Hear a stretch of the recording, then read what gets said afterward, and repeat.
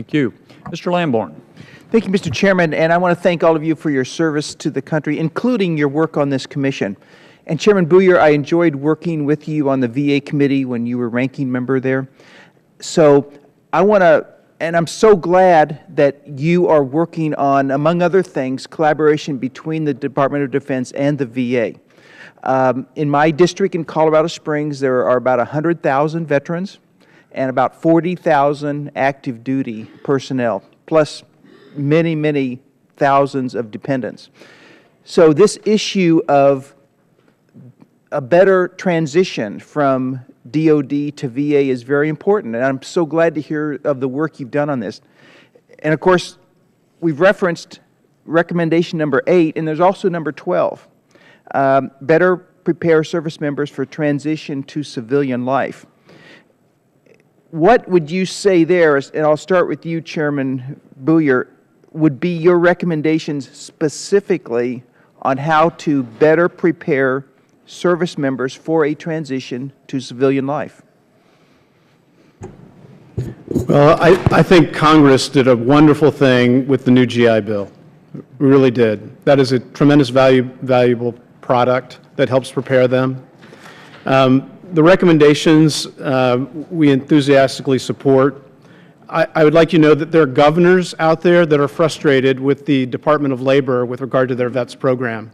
So the DVOPs and leavers, if you were governor of Colorado and your Department of Veterans Affairs, your State Department of Veterans Affairs, those DVOPs and leavers is a state grant that goes to the State Department of Labor. And the governors were telling us that it's very challenging for their Department of Veterans Affairs to actually get them to work collaboratively together.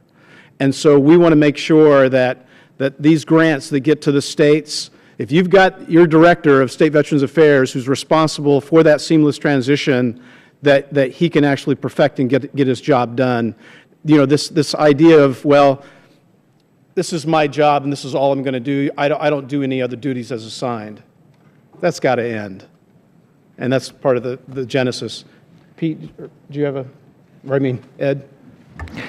I would just say that General Corelli and I, having experience with numerous organizations trying to work the unemployment problem with veterans, is a serious issue because of the disconnect between what we would call and what we think should be one-stop centers, where you've got Department of Labor, DOD, VA, where they're working together in one-stop centers, is probably the single most important thing to force in this area. Well, thank you so much. And back to health care.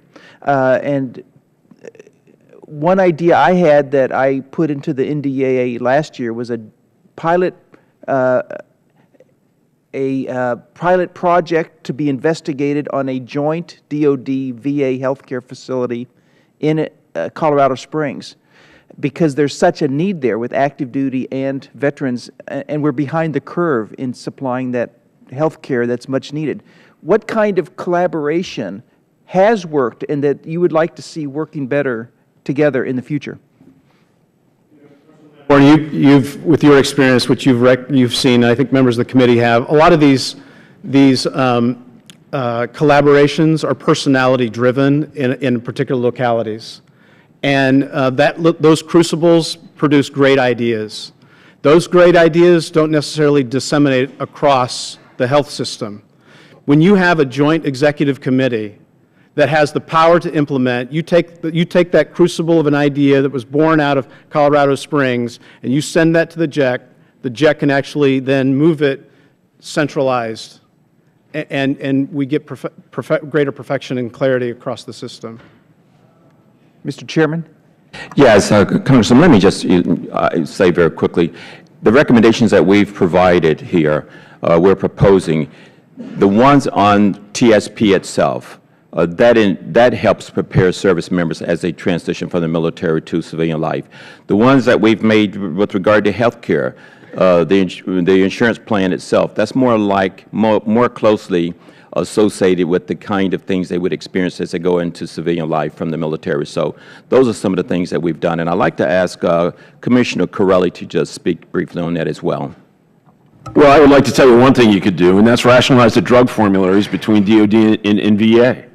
I mean, it's absolutely unbelievable to me that we have soldiers, and I was vice for 4 years and did not know this, that we have soldiers that we put on antidepressants, antipsychotics, and pain medications. We give them 90 days supply. They show up at their VA on day 89. They ask to get their medications refilled, and the doctor looks at them and says, I can't refill that medication.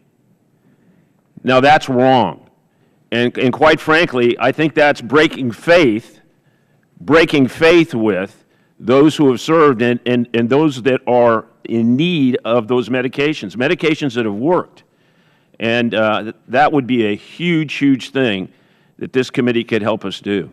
Well, I will work with all my committee members on this and the VA committee as well. Thank you for your good ideas and your work. I yield back.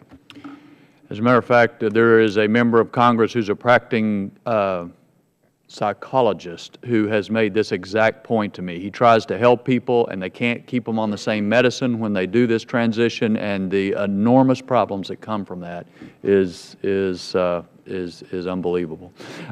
Excuse me, Mr. Aguilar.